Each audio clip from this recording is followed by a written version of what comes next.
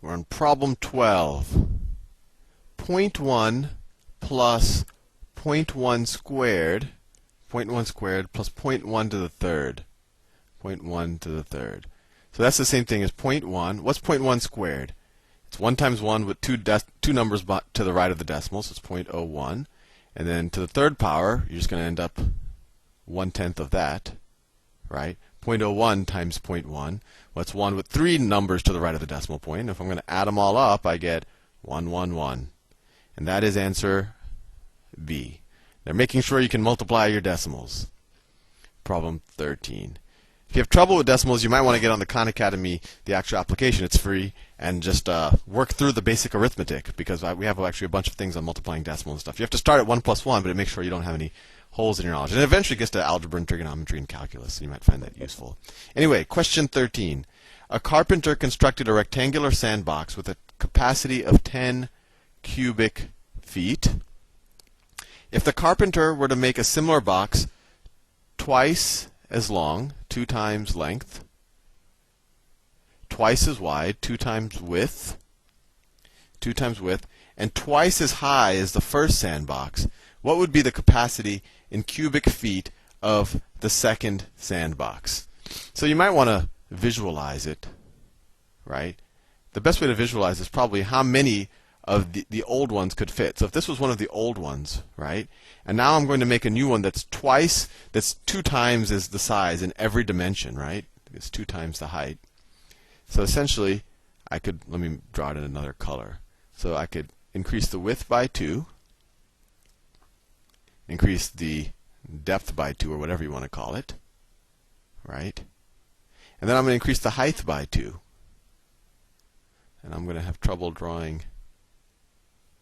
So how many of the original sandboxes, that's what they want to know, right? How many of the original sandboxes essentially could fit into the new one? Well, 2 in one direction times 2 times 2. So 2 times 2 times 2 is equal to 8. So another way to think of it, you could view the old sandbox as almost a unit, like 1 cubic unit sandbox. And now we're going to go 2 in every direction, so we could fit 8 of the old sandboxes into the new one. And the old one had a capacity of 10, so 8 times that is equal to 80 cubic feet, which is choice D. Question 14. And these, at least so far, I think these are on the easier end. They'll probably get harder, but so far they're a lot faster than the data sufficiency ones.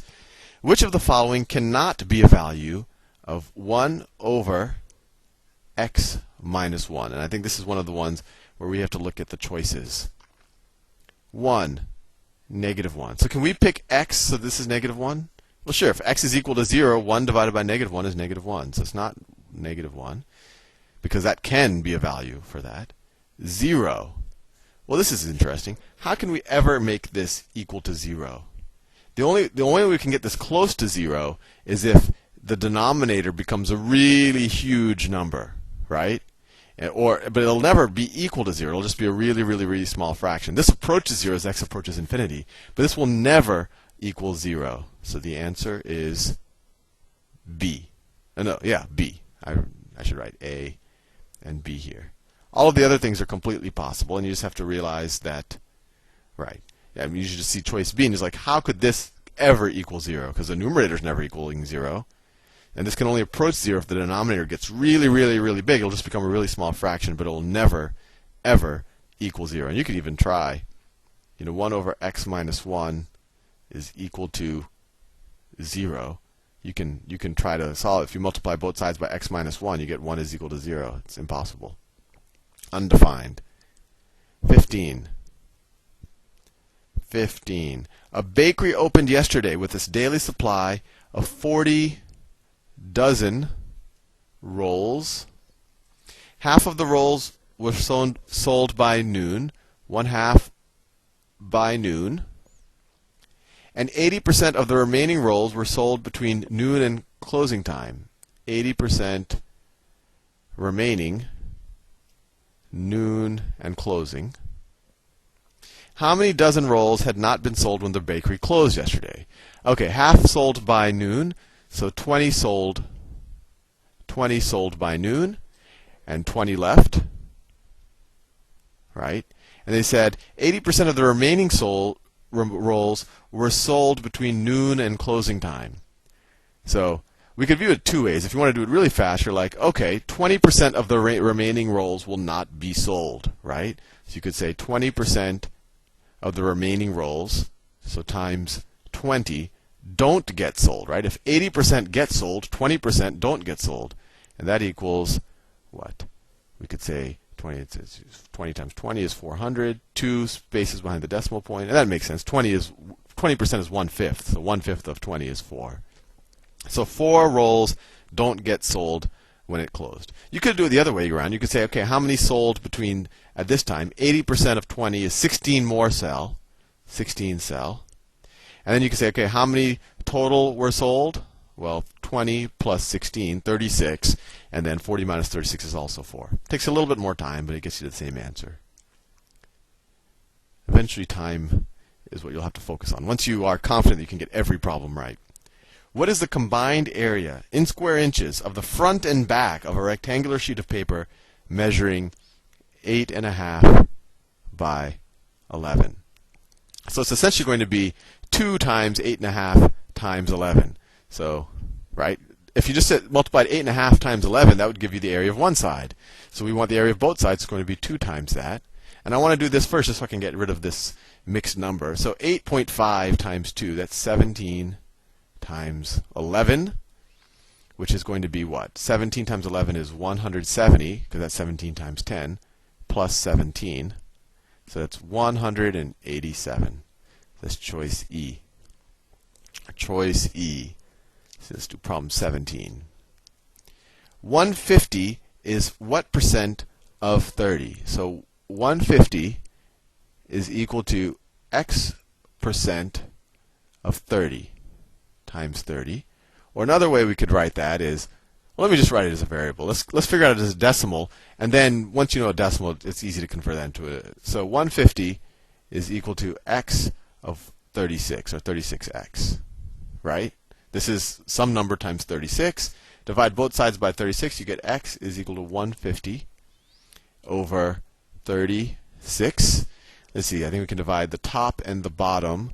Definitely we can divide them by 6, right? 6 goes into 150 25 times, and it goes into 36 6 times, right? Oh wait, what am I doing? It's 30. My own handwriting got me caught up. This is a much easier problem than what I was doing. They're saying 150 is what percent of 30, right? So it's x times 30. This is easy. You divide both sides by 30. I mistakenly wrote 36 there. Divide both sides by 30, you get 5 is equal to x, right? If you wanted to write 5 as a percentage, you just multiply both sides by 100. So you could say x is equal to 500%. And that makes sense. 150 is 5 times 30. 100% of 30 is 30. 200% of 30 is 60, so forth. So 500% of 30 is 150. That took me too long, I think. E. Got to make sure your handwriting's good. Next question, 18. The ratio 2 to 1/3. So they're saying the ratio of 2 to 1/3 is equal to, well, this is 2 divided by 1/3 is equal to 2 times 3 over 1, which is equal to 6 over 1. So 2 to 1/3 is the same thing as the ratio of 6 to 1, which is choice A. Right? 2 to 1/3, right, is equal to 6 to 1. Another way to think about it is 2 is 6 times 1/3, and 6 is 6 times 1. Same thing. So 18 is A. Next question, 19. Running at the same constant rate, 6 identical machines can produce a total of 270 bottles per minute. 270 bottles per minute.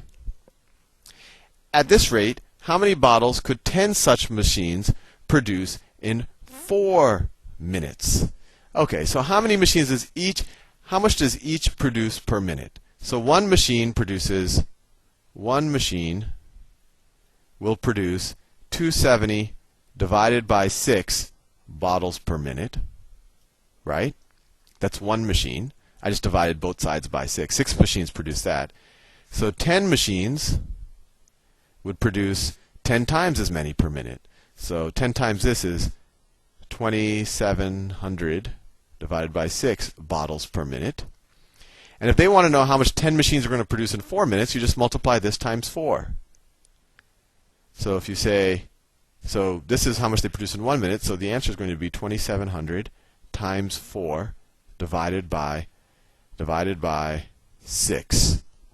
So let me see if I can do this math fast. So 6 is equal to 2 times 3. If you divide 2,700 divided by 3, that's 900. And you get, and 3 divided by 3 is 1. And then 4 divided by 2 is 2. It's 1. So 900 times 2 is equal to 1,800. And that is choice B. And I'm all out of time. See you in the next video.